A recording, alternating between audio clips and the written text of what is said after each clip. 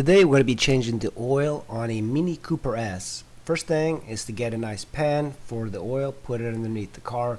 There's a 13mm socket underneath, and that's what you're going to use for the bolt. And screw it.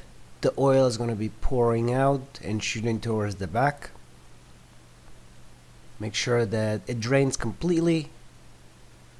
And now this is where the oil filter is. You're going to need a 36mm socket to reach, but it's fairly easy to reach. I'm surprised that they made it this convenient to reach the oil filter. And this is the filter you're going to be using. It's very easy to reach, but when you remove it, make sure you face it upwards so the oil doesn't just pour all over the engine. And it's not a cartridge type, so it's this sort of a old school element. Add the drain bolt back onto the engine, lower the car. I'm going to clean this element, remove the old gasket, and add the new gasket in there. Install the new oil filter, push it in, and then install it back in the engine.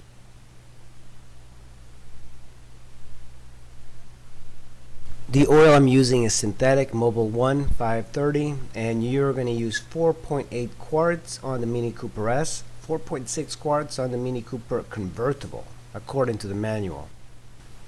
Put 4 quarts in, and then get another bottle and make sure you measure it properly.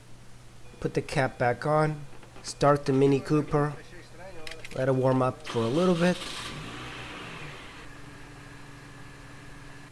And then check the dipstick and see where it is. Just make sure that the amount of oil is between the high and the low marks, and that's pretty much it. All you have to do is start the car and go for a drive. And that's how you change the oil on a Mini Cooper S. Thanks for watching.